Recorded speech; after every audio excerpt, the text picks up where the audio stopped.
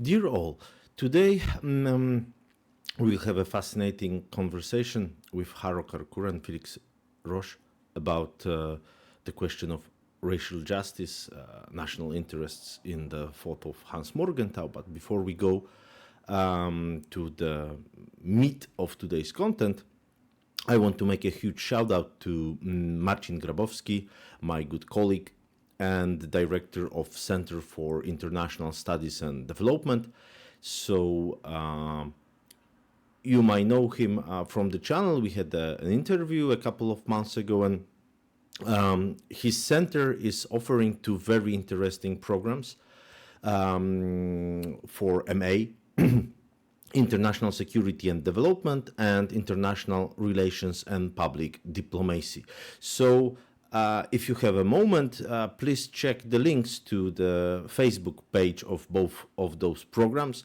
Maybe you know someone who is interested in going for a MA in interesting IR program. Those programs are given at the Jagiellonian University, and they have a real good quality, I guess, and value. You can argue they are at the level of your average or solid European universities, and because they are in Poland, of course, they have a very competitive pricing, and of course, because I was teaching at one of those programs, I was teaching the theories of international relations. Of course, they are great, right? So if you know someone, maybe some of you are interested in having an interesting MA degree in a beautiful city of Krakow, please do check the links. I will put them into today's content description. So without further ado, let's go to the meat of today's content, the conversation with Haro and Felix.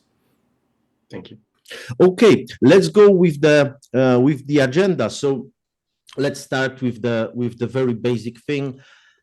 What is the meaning of racial justice for Morgenthau as you both read him? Does it have more to do with like the default liberal color blindness, right? So to be racially just, we just don't perceive the color of or other characteristics of a person. We just treat it as a person. Yet for me, it's like a default liberal view.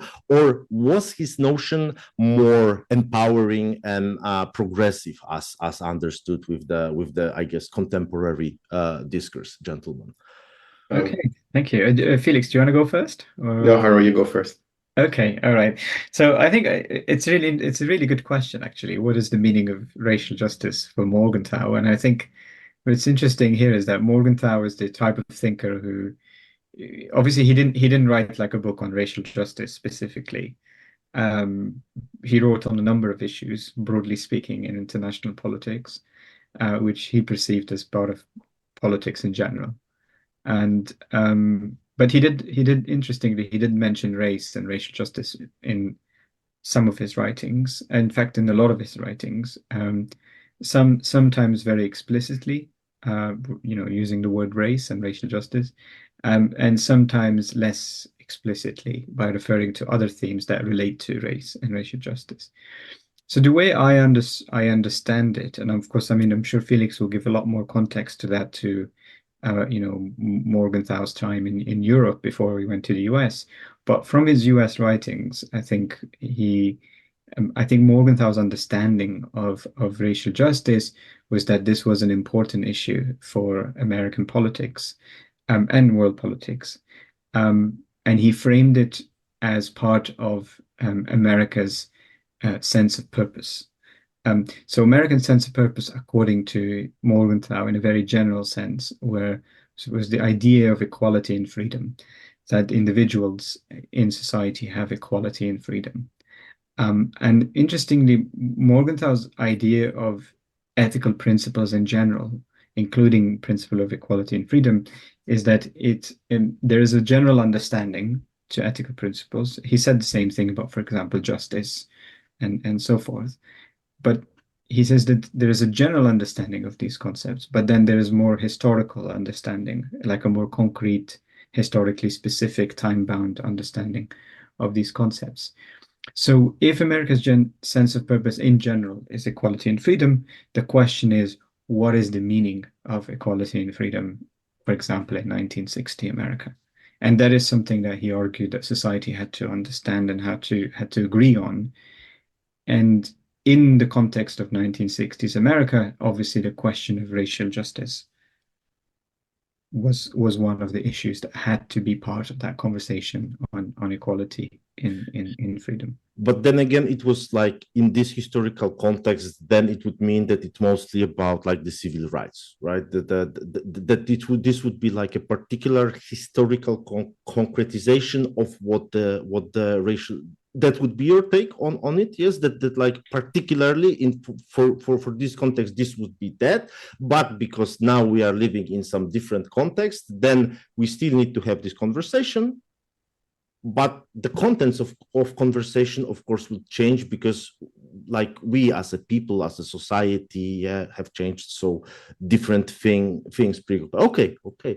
Yeah, you're absolutely right about that. I think civil rights is a very important part of that context. And also in the paper, we also argue that Vietnam was also part of that of that context. But something I want to say, like just to clarify, that Morgenthau didn't only think about racial justice in 1960s America. That I think what's important for IR in general to understand is that Morgenthau actually had what we argue in the paper is that he had an understanding of morality that was more transcendental in the sense that morality is not something that's simply defined by the state in particular because I think one of the main critiques of IR's racism or racism of realism is the idea that certain groups of people have certain rights and then other groups of people who don't have the same rights. That, for example, liberalism applies to people in our country, but those barbarians in other places, they have less rights because they are lesser of important as us. And I think that's something that Morgenthau in general critiqued, and the idea that his idea of morality is that the individual has a certain dignity that transcends the definitions of the state. So I think when we talk about racial justice, of course, equality and freedom for Morgenthau was an important general concept, but also in his broader writings, he always said that realism is not about not having a moral compass or simply thinking about power politics. And I think racial justice should also be understood in that context of his understanding of ethics and morality, and not simply something that he randomly thought of suddenly in the 1960s. So you can see even earlier in his writings and his thinking that we shouldn't basically bypass morality by simply thinking about power politics. And I think maybe Felix can elaborate on that point in that context. Yeah, I mean, I think this is one of the fascinating things about Morgenthau, that on the one hand, he had a couple of themes that he came back to throughout his life. If you read all his work, then as Haro said, there are questions of morality, questions how can we live peacefully together, that dominated his thinking throughout his life. And then on the other hand, you also have what I find interesting in Morgenthau in general is that he touched upon a lot of questions, such as, for example, specifically on questions of racial justice, particularly in 1950s, 1960s, so with the civil rights movement, etc. And he never elaborated that in detail, but it gives a lot of food for thought to reflect on his writings, and also to consider, is there anything in it that is still interesting for us today? So Morgenthau was, for example, quite specific already in 1960s, 1970s about something like environmentalism, about something about gender rights, etc. That you not necessarily would expect from Morgenthau if you have this standard view about him. So Haro was completely right in saying that when we started to write this paper, this is not something that he had a brief interest in, but he identified these issues as part of wider issues that he was interested in throughout his life. There's because Haro mentioned questions of morality. There's for example an unpublished manuscript from the 1930s where he's trying to reflect on what makes it political through what he called the Wesen des Menschen, which kind of like you can translate as like the spirit of the human. So he's trying to look at it through psychoanalysis, etc. Yeah.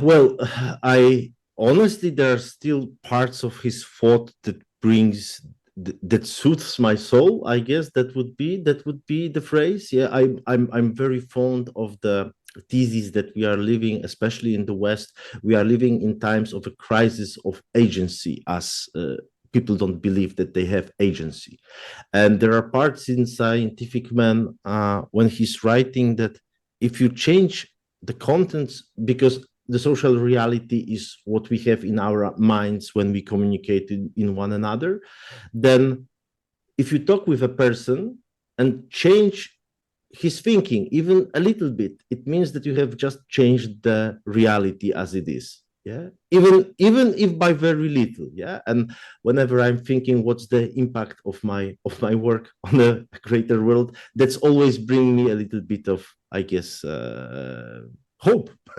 So yeah.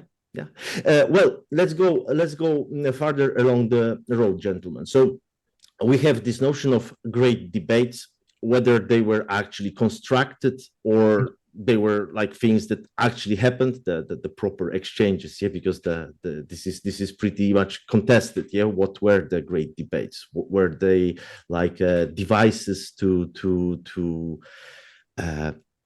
create a mythology for the discipline, or were they actually an exchanges between scholars? Yeah, but for the purpose of the didactics, yeah, we would often read that there was a first debate between realists and idealists about how to solve the war problem. Then we had the second debate between traditionalists and behavioralists about the proper methodology for the research of IR. Then I would argue we had a debate about the enlarging of the scope of discipline by adding content from economy. So the interparadigmatic debate or debate about, and this would be the third debate. The fourth debate would be further enlarging the scope of IR with the questions of reflexivity, postmodernism, and critical theory. And then I would argue, and this was the 90s, yeah, and then in 2000s, I guess I would say that we have a debate on the global IR as a fifth debate. Yeah? You propose that the problem of racial justice to be like a core of a fifth grade debate. We can argue like real academics, yeah, whether there was 5 or 6 debates, but in a sense, what I wanted to ask is, if we are talking about how to make IR a global discipline that is home for scholars from every place in the world, isn't this like inclusive ideal of the discipline, isn't it in a sense about the racial justice? So your call for the fifth debate is actually, in a sense, not needed, yeah, because it is already happening, yeah. And in this context, how and why the racial justice as a concept that is structuring the conversation of IR scholars would be something good, something that we really need? That's a very good question. Felix, you want to go first, or would you like me to go first? Oh, you can go, Haro. Okay, that's a very good question. I mean, it's interesting how you outlined the great debates and then global IR debate and so forth. I think, in my view, I think I don't really consider. I might have written it in a publication, but I don't really consider global IR to be a particular debate. Because I think to me global IR is a project to sort of diversify the discipline and open its scope to new area, new places, and the idea of like it has a certain project or sort of idea of how IR should be. And it's driven by that. And that is the project of diversifying, the project of opening up new area, the idea that we shouldn't restrict theorization to the West. We should allow other parts of the world to also have sort of homegrown theorization. And that's an excellent, I think, project. I don't have anything specifically against it. So why should we have a separate debate on race? And I mean, the straightforward answer to that is that these are completely different sort of projects here. This type of critique, I think, was raised by some decolonial scholars. The idea of you can diversify the discipline, but at the same time, if you don't challenge the core of the discipline, then the entire discipline remains sort of colonial, remains racist, remains such and such. So the idea that the way they put it is they say that the add and stir approach is not going to solve the problem that's essentially at the core. So by diversifying, for example, IR and making realism relevant to other places, or having homegrown realism, or combining different theories together, is not going to change the fact that realism at its core was essentially a racist theory. And if it's rotten at its core, then actually that project of diversifying itself is fundamentally problematic. Okay, so what we are doing in this debate instead is what I see this project is very different from Global IR in the sense that our aim is not simply to bring diversity or having this general claim about diversity, but our aim is to actually look into the discipline itself and having a proper debate about the claims that were made against certain theories within the discipline. So, for example, there's a lot of scholarship that was produced, and obviously that we engage with in this paper, that said realism is racist, or liberalism, or English school. And so our purpose is to actually open up that debate, because at the moment where we are in the discipline is that we have these different claims that are being made in different sides, and they don't necessarily engage with each other. And not only do they not engage with each other, but also we have like high profile cases, where you have people who are not, there's a lot of sort of an antagonism among scholars, the very sort of obvious case of, securitization theory, and, the paper that was published in Security Dialogue, and the response they got from Buzan and Weber and so forth. So our purpose is to turn that into an actual debate, to open a dialogue between those. And that is in my view, I think this is a very different type of project from Global IR, which I don't consider really Global IR to be specific disciplinary debate, but I see that as a project of opening up the discipline and making and bringing and has this sort of diversity and inclusion as part of its ethos. But I don't know, my understanding might be wrong, or people that might have different opinions about that, but that's my understanding. What would you think, Felix? No, absolutely, yeah. I know, and in doing so also we you could say we engage also a bit more with this historical turn in international relations, that we actually look into the disciplinary history and try to reflect on some of the unquestioned beliefs that are out there, right? For example, about Morgenthau or realism per se, that it's kind of like the arch enemy of any form of critical theory, which is obviously not the case. So we're trying. So is exactly as Haro said. What we try to do there, and obviously we've borrowed the term to the fifth grade debate of from John Hobson, because he has a similar idea, is that you simply open up a proper debate where it's not about attacking people, but it's simply to be critical towards yourself and about the discipline, and also be open-minded for new forms of knowledge, right? So I think that's what we would like to let's say trigger with that paper. So Yeah. so if I understand correctly, it's about reminding people that it's interesting to actually encounter your epistemic other, yeah, just not just shoo them away, right? But I because and that's why I think I'm so happy that you wrote the piece honestly, because this engagement is just so important. Otherwise, it's boring. It's like a monoculture where people are beating to their own drums, and nothing intellectually fun is happening. Yeah, I still remember at one of the pan-European conferences, I absolutely incensed some, let's say, critical scholar because I dared to give a like a Gramscian reading of Gilpin's U.S. Power and Multinational Corporations,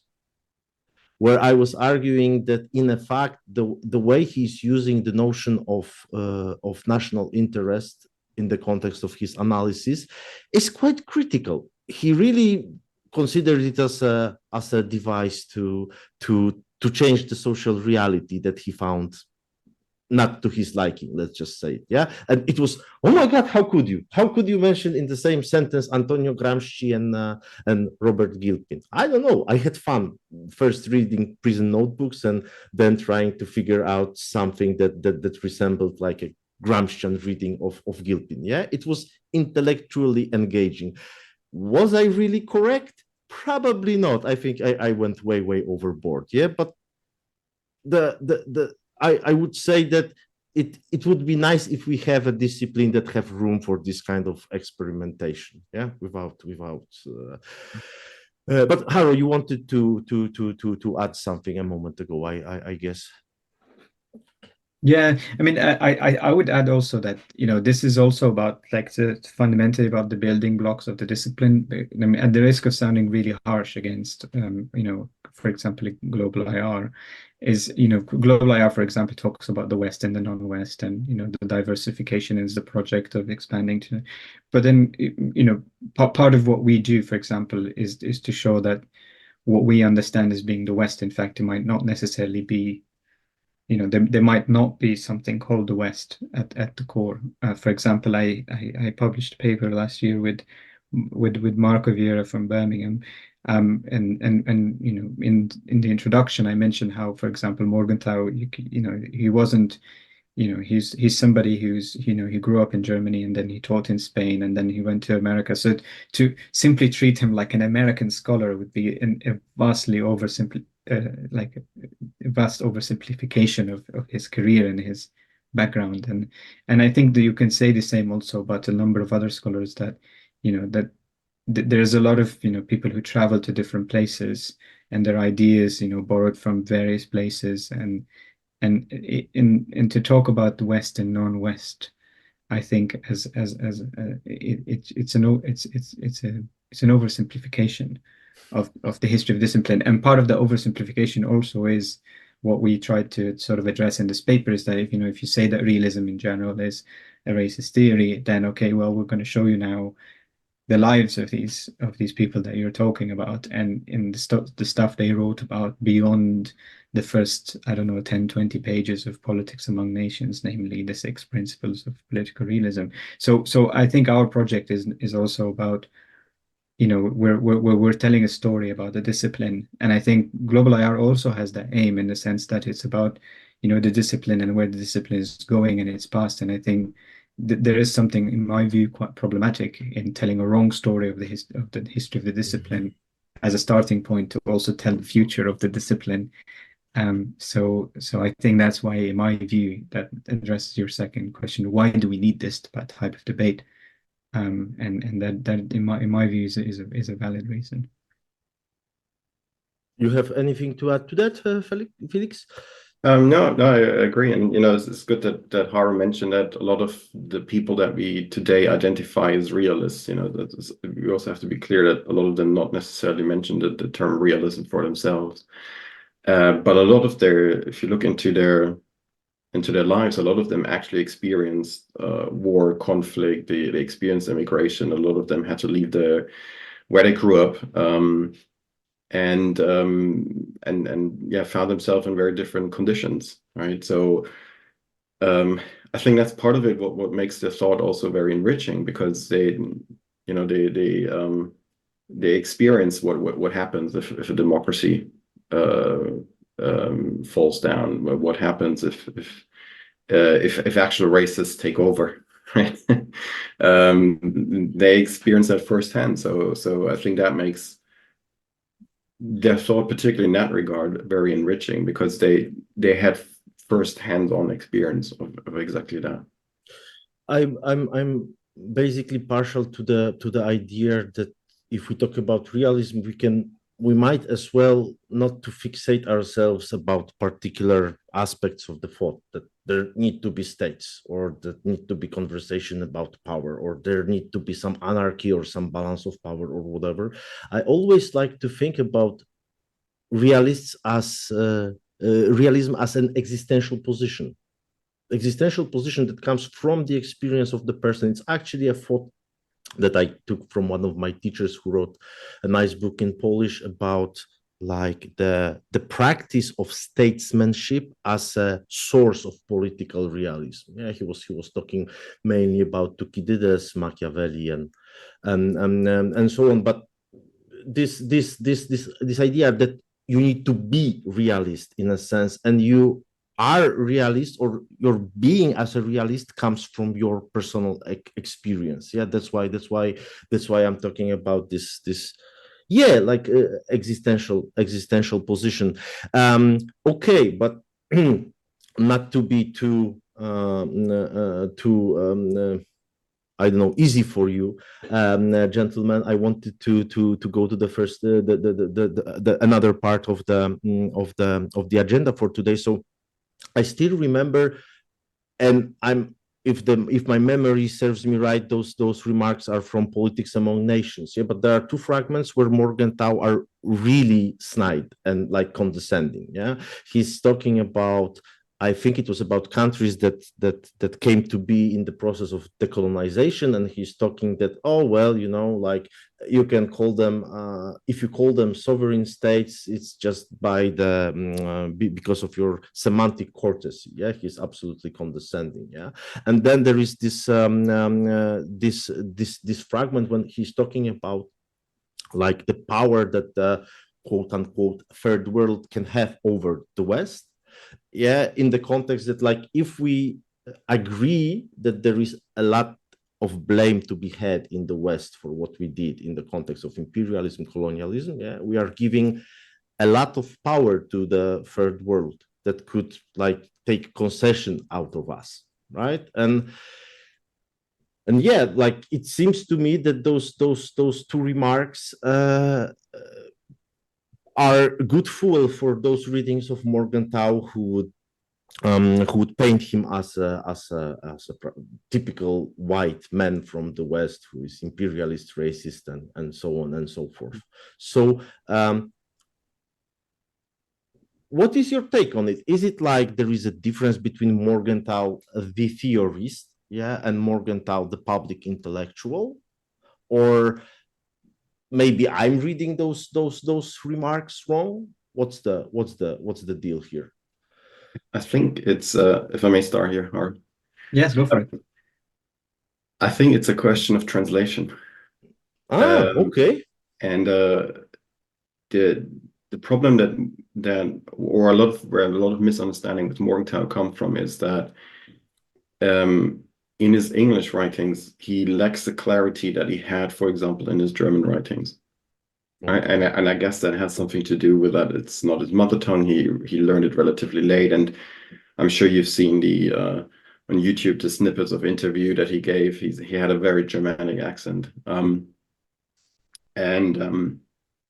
once wrote a paper about where in German, like, he distinguishes between two different concepts of power, and in English he just uses the term power, which leads to a complete misunderstanding of what he's actually saying when it comes to power. And I think particularly with Politics Among Nations, which was kind of like set up as a textbook originally, we face a similar thing. I think when he criticizes that their sovereignty is a semantic courtesy, then what he's criticizing, I think, is the fact that a lot of these countries, for example, in Africa, have been formed along the lines of imperial borders, right? Not along the lines of ethnicities, etc. And in a way, you could say that, you know, he foresaw a lot of the issues that we still face today with these things. That a lot of these countries have domestic conflicts precisely because they you know, there are many ethnicities, and And the other issue is that a lot of these countries are still somewhat attached to their former colonies, right?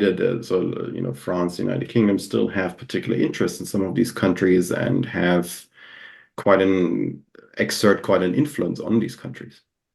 So I think that's what he wanted to criticize, not necessarily that the fact that he wants to criticize that they have sovereignty or whatever.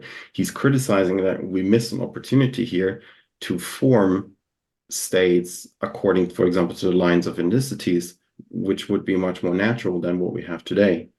The other thing is he was also and then we wrote it down in the paper, if I remember correctly, is, for example, when he spoke about development aid, he was very critical about the idea of development aid because it takes away the agency of people.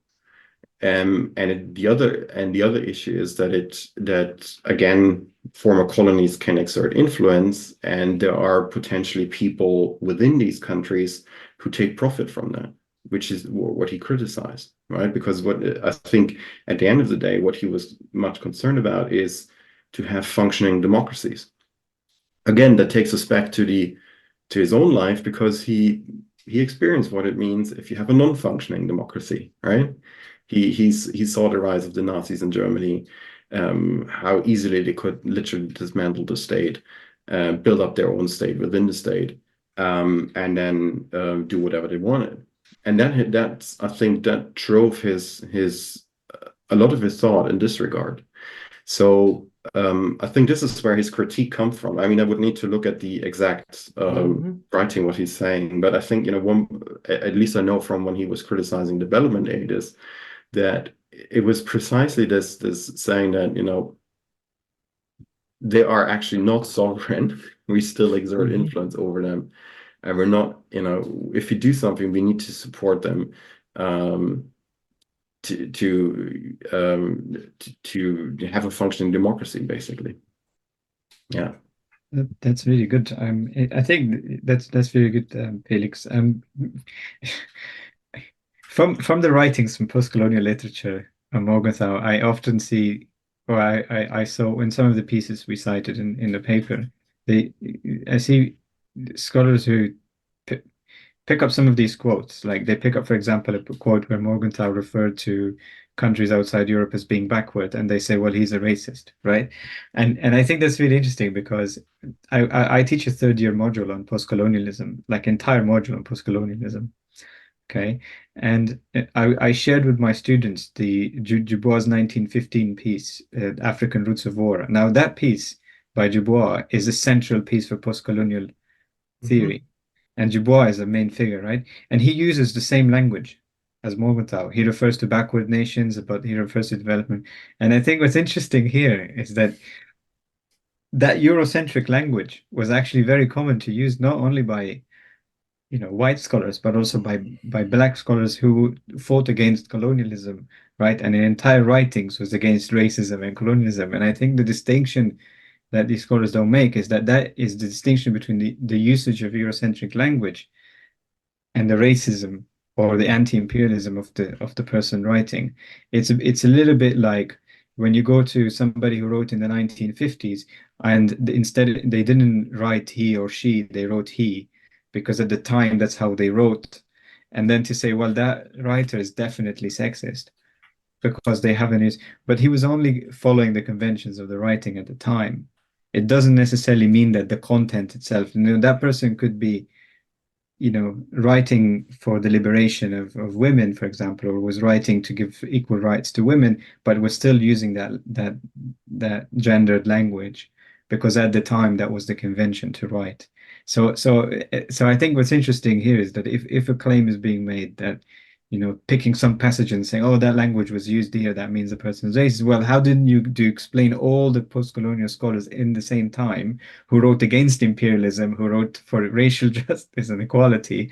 Dubois is a good example in his piece, African Roots of War, and also used the same Eurocentric language. So in my view, I think we need to separate between the form of the writing and the content of the writing, between the language that's written on the surface and the meaning that it has underneath, or the content and the substance that it's trying to deliver underneath that. And I think this links slightly to what Felix is saying, is we need to actually understand what is meant by that concept and idea where it's written.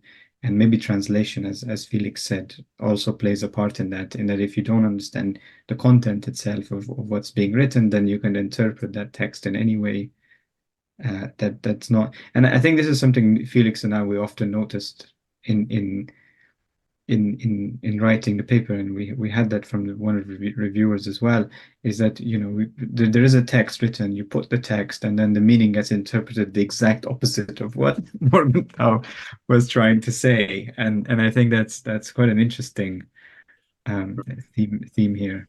And I think in this sense, it's also important that you go beyond the published, or like the intellectual output that he's done. If you look then into his private letters, we looked a lot into the Aristotle lectures that were edited 20 years ago, I think, by Tony Lang, which is actually quite helpful to then contextualize the whole thing, how he's meaning something, right? Because as Haro said, he's using a certain language that for today's world might sound a bit strange to us. It might also be because Haro, you mentioned this distinction between he and she is I wonder if that affects him because he grew up in Germany, and in Germany der Mensch is masculine. It's obviously it's and that might has affected him. That's just I guess, I'm not entirely sure, but it might have been. Yeah. Well, gentlemen, honestly, as a user of a Slavic language with its peculiarities when it comes to the genders of the words, when I hear critical scholars pushing through certain grammatical concepts that works well in English into a language that they do not fit very well, and my wife is working just on the other side of the room. She is a linguist, so I will hear from her that I'm totally wrong about it right now. But in all honesty, I do believe that the gender as expressed in acts of speech is very much structured by the particular language we are using. And I do try to use feminatives, the feminine versions of the words for occupations and all that, but sometimes it really just sounds so weird in Polish. It just does. And of course, this is the question. We are changing the convention, we are trying to make a progressive social change. That's all important, but sometimes this requirement, for people that are not native speakers to the English language, that you should get it, how to talk in a gender neutral thing is just, I don't know, for me it's kind of racist towards me. It's generally the way you construct sentences, etc. And as I said, Morgenthau came to the United States in his 30s. And I don't know to what extent he was able to speak English beforehand. At least I don't have anything, he never wrote or published anything in English beforehand. So I'm not sure, to what extent he had to learn the language new. And if you mention translation, for example, there's the case of Hannah Arendt. She actually, so she wrote some of her most famous books were written in English, like The Human Condition, for example. And then a German publisher basically offered to translate it. And in the end of the day, she said, no, I have to rewrite the book. So there's no translation of The Human Condition, but she rewrote it because she said, I have a different audience. And even if you translate the book into German, it's not working because there's different conditions, language is different, etc. So she completely rewrote the book.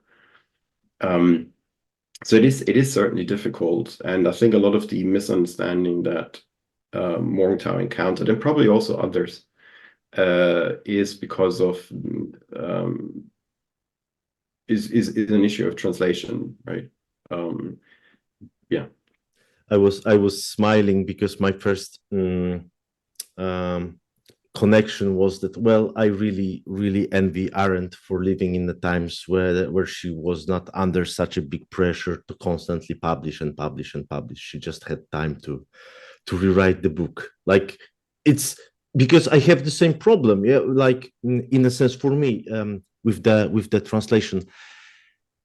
In a sense, I am deeply patriotic guy. Yeah, I'm in social science because I'm trying to educate my folk on the things international, and that's a part of my motivation. Yeah, but to make a career, and in a sense, it's still in your in the art about the racial justice. Yeah, but if I want to make a great career, I need to publish in English, but I get my salary from the taxes of Polish taxpayers.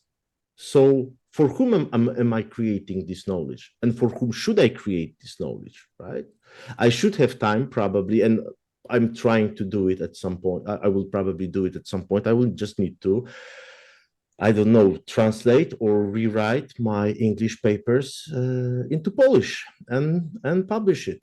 Yeah, because otherwise members of my political community would not benefit. It sounds very very pathetic. Yeah, like because I'm so smart, so they will benefit from reading my stuff. But you get what I mean, yeah.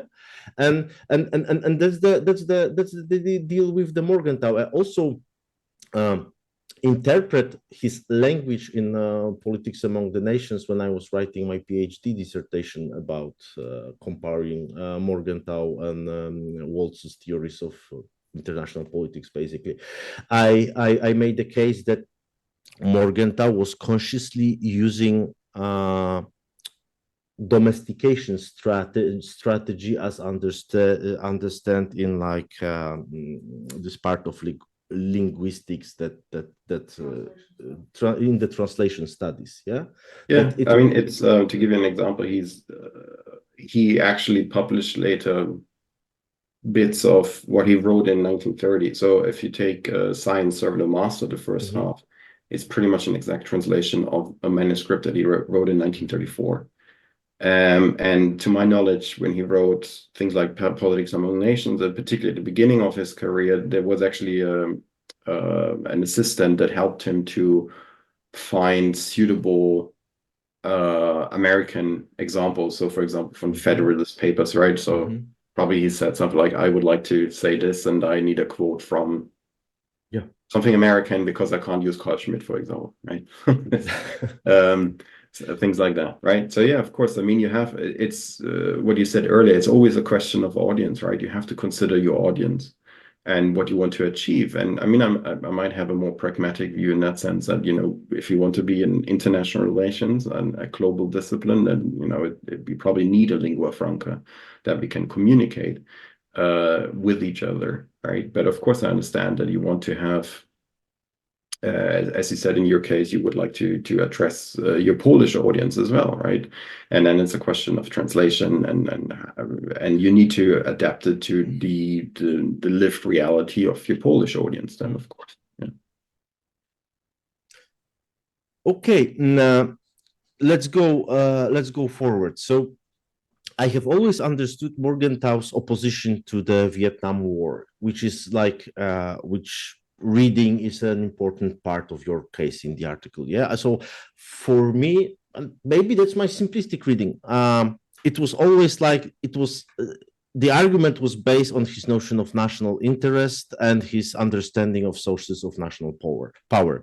So, as I understand it, yeah, if the basics of national interests are the survival of political community and its power, and the political community are those rules and norms that are dissipating individual animus dominandi within the community and like emitting its outside, then the war was harmful to the United States power because its conduct was in direct opposition to the norms underpinning the US as political community. Yeah, like those soldiers tripping on LSD, burning Vietnamese villages, were something that, like, for regular Americans, like, they didn't see themselves in those soldiers. Yeah, and it created very, I guess, potent dissonance that was problematic. Yeah, because it undermined the national morale. Yeah,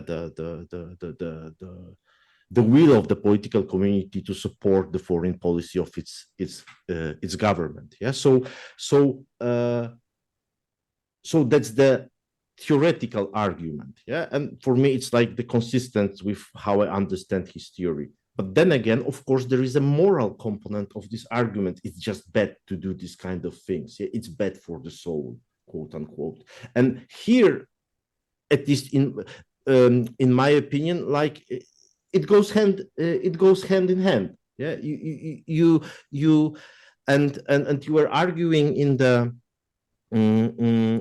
arguing in your text here that his opposition had more to do with his anti-imperialism and his deep anti-racist convictions. But it's, for me, it's not, it has more to do. It's just, it goes hand in hand. Yeah, it's like a theoretical argument, and then there is moral argument. Yeah, and they converge. My question is then, why are you trying to paint the picture of Morgenthau in this particular moment of his, I guess, career as like anti-imperialist, and you put his anti-imperialism to the fore? That's what really interests me. That's a very good question. I think you're spot on when you said that for Morgenthau, the survival of the political community is one of the most important things that any nation state will have, until obviously there's a world government and there's no nation state. But the way I would answer this question is, I would say that you have two pictures of realism in foreign policy. One that's being taught in almost every university in the world, and one that's being depicted in this paper. The one that's being taught in everywhere in the world is that foreign policy is separate from domestic policy, according to realism.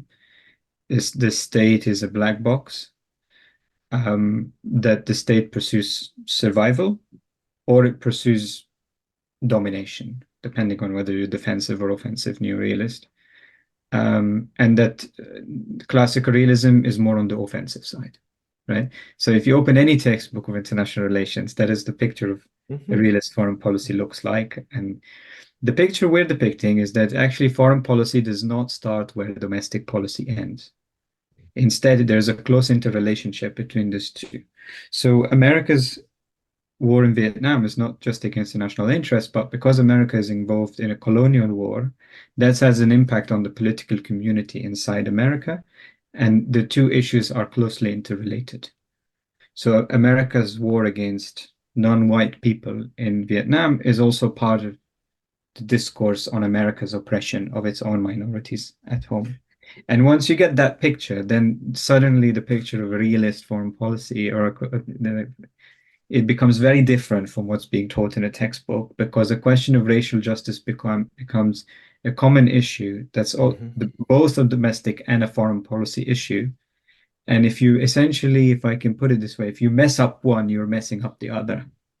And both are closely interrelated. So foreign policy and domestic policy are part of the same sort of,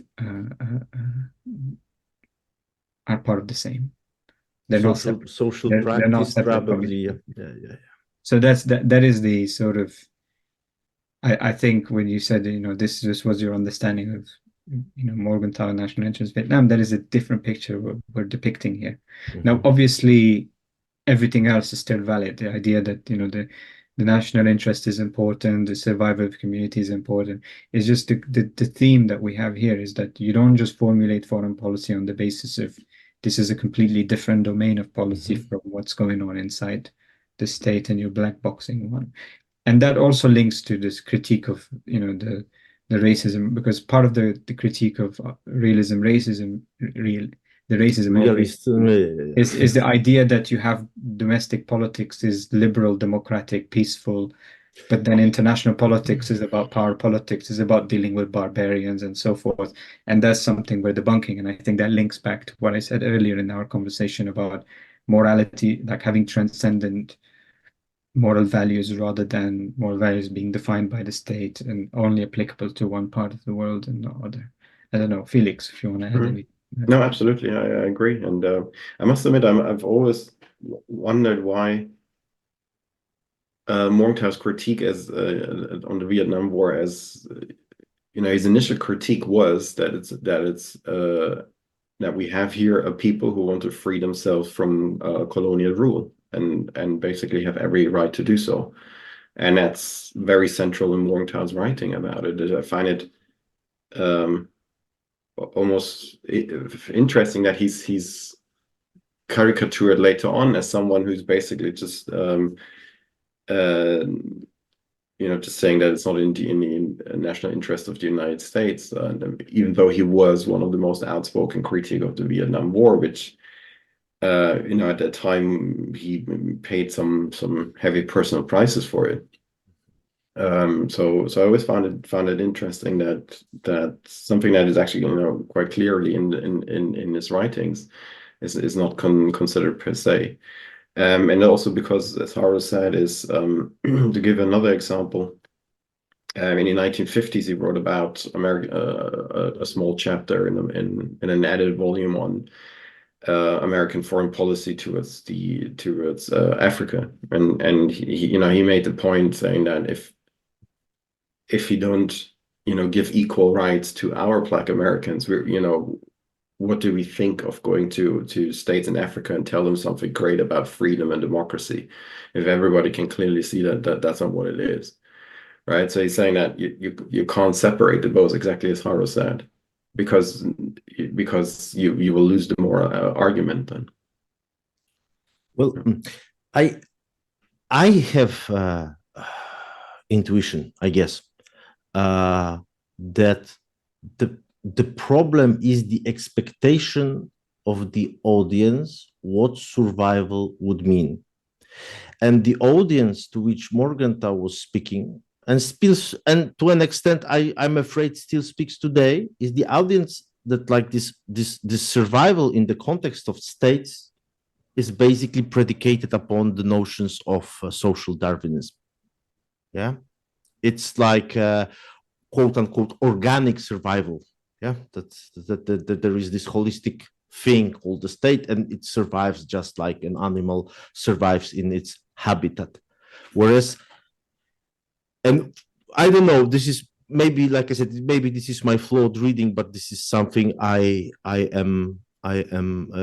It's a notion that I'm using when I'm thinking about the political, is that the political community is actually this community of norms and rules, and they really do dissipate the power drives of the individuals. Yeah, but then again, in a sense, it's a formal or relativistic thing where different political communities along the in the world will have different normative context. Yeah, the rules would differ. They will functionally do the same. Yeah, but they do it different in Iran, in United States, and in Poland, right? And here is the thing. So when you are talking about the survival as a part of national interest, you are not talking about like the states, the buildings with flags and all that. You are talking about the survival of those norms that create the political community. Yeah, and I don't know how good of a reading of Morgenthau it actually is, but that's something I came to, and I don't know, it helps me to think about the politics. So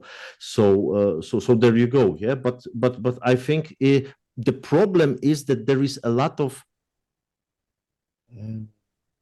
geopolitical background in like folk theory of international relations, yeah, that create these basic expectations from the audience listening not only to Morgenthau but probably to us as well, yeah, as the next generation of IR scholars, these expectations about meaning of the words that we use. Yeah, and that's highly problematic because we need to be very careful how we use those words, because otherwise we would be misunderstood. I think this is like a super important getaway from like the history of how Morgenthau was interpreted historically in the discipline. Yeah, with all the flaws of those interpretations that you have outlined in the historical part, but then with the contemporary readings of Morgenthau that are very critical,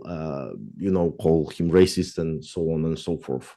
Yeah, that's well, okay, gentlemen. The last thing I wanted to cover very briefly is I come from a political community that was definitely subjected to racially laden colonialism. Yeah, you can point to the partitions in First Polish Commonwealth. You can point to the period where Poland was under the Soviet security system. Let's say, yes. So, but then again, and a couple of very interesting Polish anthropologists are making this point. We Poles were also colonizers and imperialists, and it does had this distinct racial tint. Yeah, especially when it comes to the relations of Polish community towards the contemporary nations of Belarus and Ukraine, right? But then again, yeah, there were racially laden episodes of violence from them as well. Yeah, of course we can go with Fanon and say, well, the oppressed need to use violence to get rid of the mental shackles brought to the by the colonizers, but that's beside the point. Anyway, since my region is pretty complicated with those questions of racial justice, what would be your, I guess, message, yeah, on based on your reading of Morgenthau that could be helpful for people in my neck of the woods to think about those very laden and complicated things connected to the racial justice? If I can start, I think, I mean, I must admit, I don't know enough about Polish history to give what would have Morgenthau said, etc. But I think Morgenthau generally was under the impression that, of course, the victims can become victimizers and the other way around. And it's precisely the danger that he saw when he was in the United States is why I think he was not against liberalism or anything like that, right? He was a liberal Democrat. That's what he wanted to have. But he was concerned that liberalism was turning in the United States what he called idealism or Wilsonianism, in the sense that the belief that, okay, we're the good guys, right? And because we're the good guys, whatever we do is good. And because we know it all, right? And that's why he wrote something like Scientific Man versus Power Politics, in the sense of saying that, okay, when you have that mindset that you're the good ones, then all your questions turn into questions of science or technique, in the sense that you just try to find the how to fix things. Right? You don't reflect anymore on, is it actually good what we're doing, right? And that's kind of like what he was criticizing in the Vietnam War as well, thinking that there is no reflection on why are we going, and what were the reasons why this war broke out. Did we look into the wider context, right? And there's a very good example that I always show my students when I talk about these questions is, I don't know if you ever seen Fog of War, this documentary about Robert McNamara, which is in essence just a long interview, and he reflects on his life. And he came later on to realize that, well, the reason why they didn't screw up the Cuban Missile Crisis was because there was someone in the room with JFK who actually knew Khrushchev, right? And because there were apparently two different types of telegrams, and they didn't know which one to go for. And then there was one in the room who had contextualized knowledge about Khrushchev and Soviet Union. And a couple of years later, they lacked that in the Vietnam War. There wasn't anyone who had deep knowledge about, we spoke about that, the culture, the languages, the etc., the politics in Southeast Asia. That's why they completely misread the situation there, because they went from their own mindset.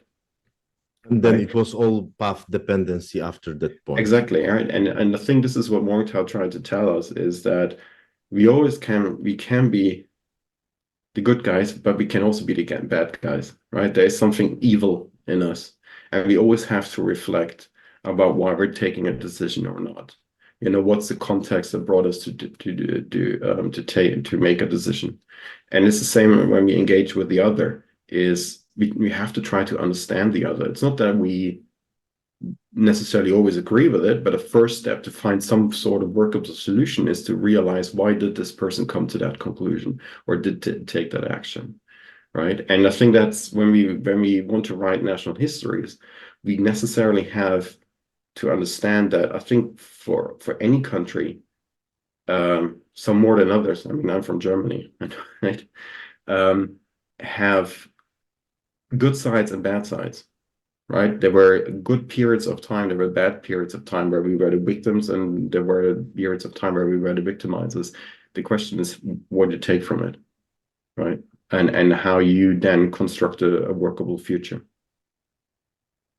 Yeah, I think it's interesting. I mean, I completely agree. Contextualize.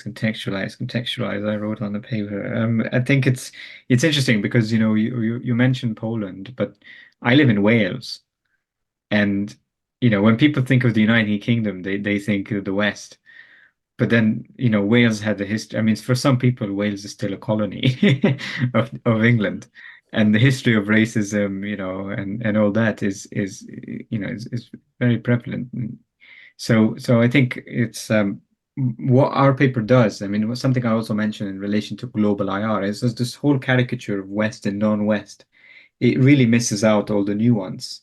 And it really misses out, what Felix is saying about context, and the complexity and nuance of, how that history unfolded and what we can learn from that history, and what more interesting interpretations we can have, about colonialism when we look into cases like that.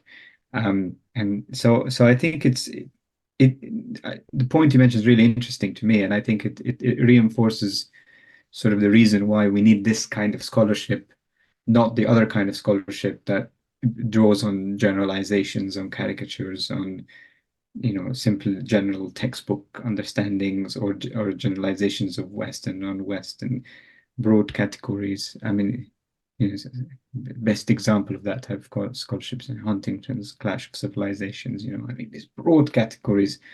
Obviously,